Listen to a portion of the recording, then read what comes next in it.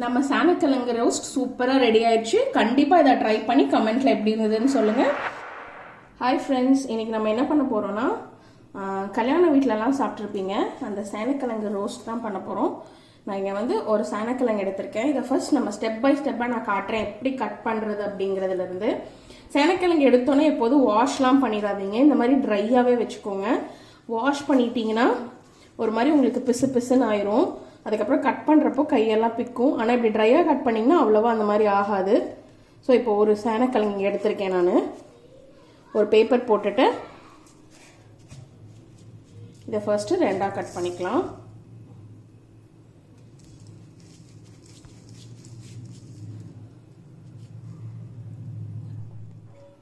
இப்போ இந்த மாதிரி நாலாக எடுத்துட்டு இந்த மாதிரி சின்ன சின்ன பீஸாக எடுத்துட்டிங்கன்னா இப்படி தொல்லி சீவிடலாம்.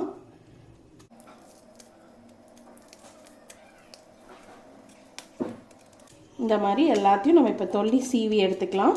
தொல்லி சீவினதுக்கு அப்புறமா இதை வாஷ் பண்ணிக்கலாம். ஸோ இப்படி தொல்லி சீவிடுங்க. இப்படி சின்ன பீசஸாக போட்டிங்கன்னா உங்களுக்கு தொல்லி சீவுறதுக்கு ஈஸியாக இருக்கும். நம்மளோட சேனக்கிழங்குலாம் இந்த மாதிரி நம்ம க்யூப்ஸாக கட் பண்ணி வச்சிட்டோம். இப்போ இதை எப்படி பீசஸ் போடலான்னு பார்க்கலாம். இதை வந்து இப்போ இது கட் பண்ண ஆரம்பிச்சதுக்கப்புறம் தண்ணியில் தான் போடணும். ஸோ நான் இங்கே ஒரு பாத்திரத்தில் கொஞ்சம் தண்ணி எடுத்து வச்சுருக்கேன். இந்த தண்ணியில் கொஞ்சமாக ஒரு சின்ன நெல்லிக்காய் அளவு புளி எடுத்து தண்ணியாக கரைச்சி வச்சுருக்கேன். அதையும் இந்த தண்ணியில் ஆட் பண்ணலாம். ஸோ அதையும் நான் இந்த தண்ணியில் ஆட் பண்ணிட்டேன். இது நம்ம கட் பண்ணி அந்த தண்ணியில் போட வேண்டியதுதான். இப்படி கட் பண்ணிட்டு கொஞ்சம் பெரிய பெரிய கியூப்ஸா இந்த மாதிரி. இது இன்னும் கொஞ்சம் தின்னா வேணாலும் போட்டுக்கலாம், இல்லை இதே திக்னஸ்லையும் நீங்கள் போடலாம். நான் கொஞ்சம் இதே திக்னஸில் போட்டுக்கிறேன், ஏன்னா நம்ம இது 2-3 ப்ராசஸ் பண்ண போகிறோம். ஸோ அதனால இந்த திக்னஸ் ஓகே. இந்த மாதிரி இப்போ போட்டு இதை தண்ணியில் போட்டு வச்சுருங்க. இதை எல்லாத்தையும் நம்ம இந்த மாதிரி கட் பண்ணி எடுத்துக்கலாம்.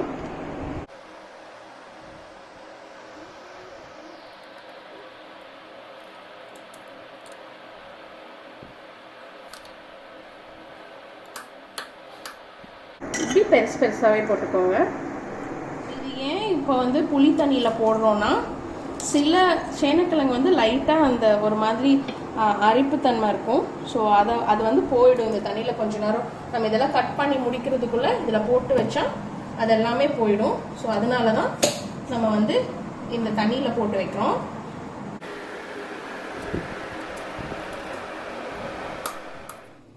இப்போது நம்ம இந்த சேனக்கிழங்கு வெட்டுறப்பயே இங்கே நான் வந்து ஸ்டவ்வும் ஆன் பண்ணி நம்ம எதில் இதை செய்ய போகிறோமோ அந்த பாத்திரம் வச்சு கொஞ்சம் தண்ணி வச்சு அதை சூடு பண்ண போகிறேன். இந்த சேனக்கிழங்கை கட் பண்ணிவிட்டு இதில் போட்டு ஒரு அரை வேக்காடு நம்ம வேக வச்சு எடுக்க போகிறோம். அதுக்காக தான் இந்த தண்ணி. இது நல்லா சூடாகட்டும், அதுக்குள்ளே நம்ம அதை கட் பண்ணியும் முடிச்சிடலாம். நம்ம இப்போ எல்லா காயும் கட் பண்ணி எடுத்துட்டோம். இங்கே தண்ணியும் நல்லா கொதிச்சுட்ருக்குது. இப்போ என்ன பண்ணோன்னா, இதை வந்து இந்த தண்ணியில் போட்டு 4 to 5 நிமிஷம் வேக வைங்க. ஒரு அரை வேக்காடு வெந்தால் போதும், ரொம்ப வேக விட்டுறாதீங்க, குழஞ்சிரும். இப்போ இதை வந்து இந்த கட் பண்ணி வச்சுருக்கோம் இல்லையா, இதை வந்து நீங்கள் எப்போதுமே கரண்டி யூஸ் பண்ணி எடுத்து போடுங்க. எப்போது சேனக்கிழங்கு கையெல்லாம் அந்த மாதிரி ஒரு மாதிரி பிக்கும் அப்படின்னு பார்த்தீங்கன்னா, நீங்கள் தண்ணியில் சேனக்கிழங்க போட்டுட்டு அந்த தண்ணியில் கை வச்சிங்கன்னா தான் உங்களுக்கு அந்த கையில் அந்த அரிக்கிறது அதெல்லாம் வரும். பட் நீங்கள் கரண்டி யூஸ் பண்ணிங்கன்னா வராது. அதே மாதிரி ட்ரையாக சேனக்கிழங்க கட் பண்ணுறப்பையும் உங்களுக்கு அது வராது. இந்த தண்ணியில் நீங்கள் வாஷ் பண்ணிவிட்டு கை வைக்கிறப்ப தான் உங்களுக்கு அது வரும். இப்போ வரைக்கும் எனக்கு கை ஒன்றும் ஆகலை.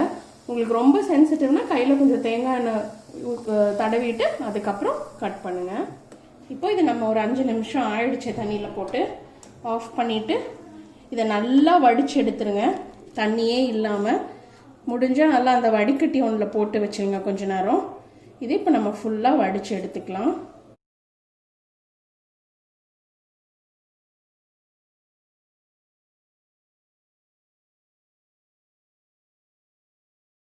இப்போ நம்ம இங்கே வேக வச்சது எல்லாத்தையும் நம்ம வந்து எடுத்துட்டோம். இப்போ இங்கே நான் வந்து ஒரு வடிச்சட்டி வச்சு அதில் எண்ணெய் ஊற்றி எண்ணெய் காஞ்சிருக்கு.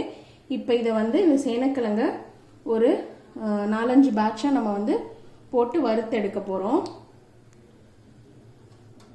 ஃபுல்லாக அப்படியே ரொம்ப வறுக்கணும்லாம் இல்லை, காட்டுறேன் எப்படின்னு.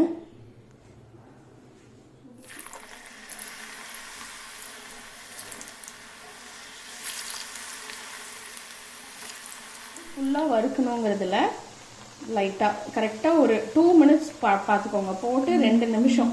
அப்போ வந்து இப்படி ஓரளவுக்கு வந்து இந்த மாதிரி பொரிஞ்சால் போதும். இப்போ இதை எடுத்துக்கலாம்.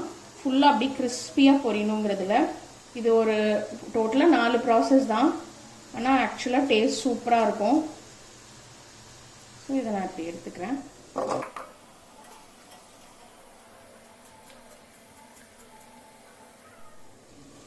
இப்போ இது நம்ம ஃபுல்லாக வறுத்து எடுத்துட்டோம். இப்போ இதில் என்ன பண்ண போகிறோம்னா, நான் இங்கே வந்து 1 டீஸ்பூன் மஞ்சத்தூள், 1 டீஸ்பூன் கரம் மசாலா தூள், தேவையான அளவுக்கு உப்பு, 3 டீஸ்பூன் தனியாத்தூள், 2 டீஸ்பூன் மிளகாத்தூள் எடுத்திருக்கேன். இப்போ இது எல்லாத்தையும் இதில் சேர்த்துக்கலாம். இது கூட 1 டீஸ்பூன் நம்ம இஞ்சி பூண்டு பேஸ்ட்டும் ஆட் பண்ணிக்கலாம். இப்போ இதெல்லாம் சேர்த்து இதை நல்லா மிக்ஸ் பண்ணி கொடுங்க. கொஞ்சம் கருகாப்பிலும் நல்லா இப்படி பிச்சு போட்டுருங்க. இதையும் போட்டு இதோடையும் மிக்ஸ் பண்ணி ஒரு 10லேருந்து 15 நிமிஷம் இதை ஊற வச்சுடுங்க.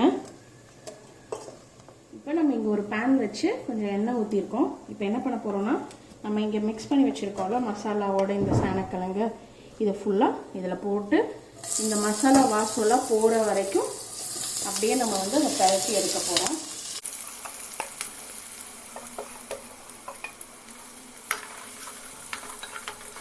இப்போ நம்மளோட சேனக்கிழங்கு ரோஸ்ட்டு சூப்பராக ரெடி ஆயிடுச்சு. இதை நம்ம இப்போ ஒரு சர்விங் பவுலுக்கு மாற்றிக்கலாம். பாருங்கள் எப்படி நல்லா இதாகிடுச்சு. இதை நான் ஒரு 3-4 நிமிஷம் தான் இப்படி விட்டேன், அவ்வளோதான். இந்த டிஷ் நம்ம இப்போ முடிஞ்சுது. நம்ம சேனக்கிழங்கு ரோஸ்ட் சூப்பராக ரெடி ஆயிடுச்சு. கண்டிப்பாக இதை ட்ரை பண்ணி கமெண்ட்ல எப்படி இருந்தது. சேனலுக்கு மறக்காம சப்ஸ்கிரைப் பண்ணுங்க, லைக் பண்ணுங்க, ஷேர் பண்ணுங்க. தேங்க்யூ.